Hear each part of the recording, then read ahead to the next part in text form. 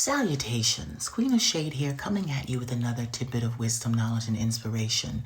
Listen, I just turned 41 years old, and that is an accomplishment being a black gay man. To reach 41 years old and not be HIV positive, to not be homeless, to not be a lot of other negative things that they apply to gay men. I was talking to my therapist today, and she was like, baby, not only are you black, not only are you gay, not only are you a sexual assault survivor, you're a pillar in your community because, you know, a lot of things that black people don't talk about, you talk about. The abuse, the rape, the mental illness, the being gay. You discuss these things. And, you know, I couldn't help but realize, you know, people will find any excuse to disrespect what they don't understand or what they feel threatened by. And, you know, I'm kind of in this weird phase right now where at 41 years old, I got it bad, y'all. Like, I have no patience. I have no patience for the fuckery. Like, it is bad.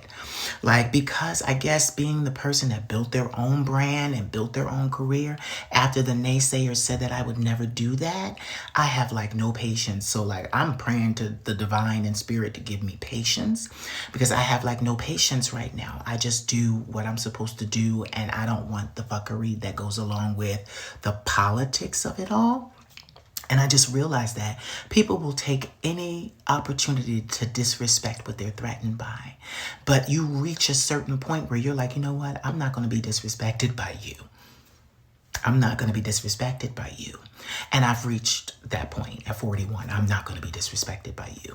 That doesn't mean I'm going to get physical, but I'm definitely going to tell you about yourself. I'm going to tell you to back up off me. I'm going to tell you that your opinion does not matter. Because really, at this dispensation of time in my life, no one's opinion matters more than mine.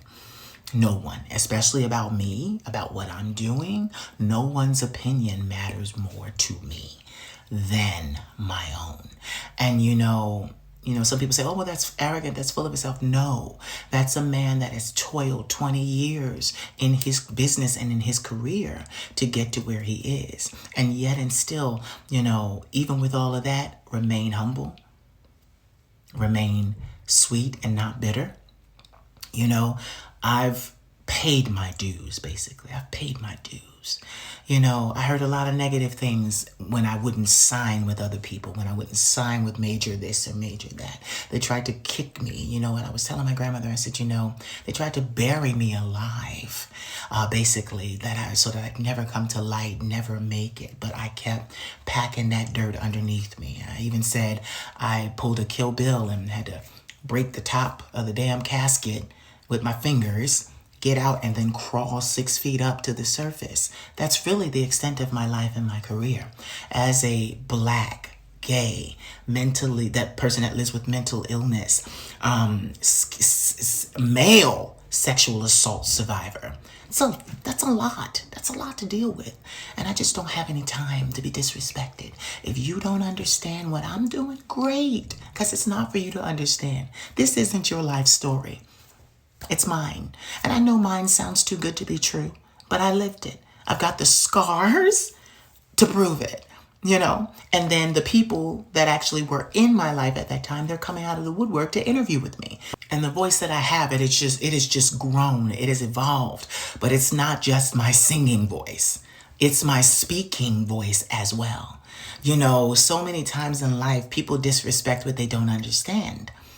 They didn't understand my voice.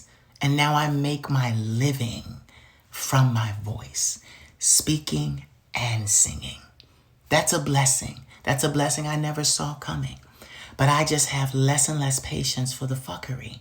I just want to do my job. I just want to get on with my life. I want to love on the people that I love on, and I want to mind my business. And I guess as a middle-aged man, that's just what I'm focused on. That's just what I believe in. It's just what I want. And I'm able to say those things because I made it here. Nobody made it here for me. I made it here myself. Tooth and nail, with assistance at times. But tooth and nail, I'm standing before you. I'm standing before you 10 toes down. I'm standing here. This is my career. This is my life.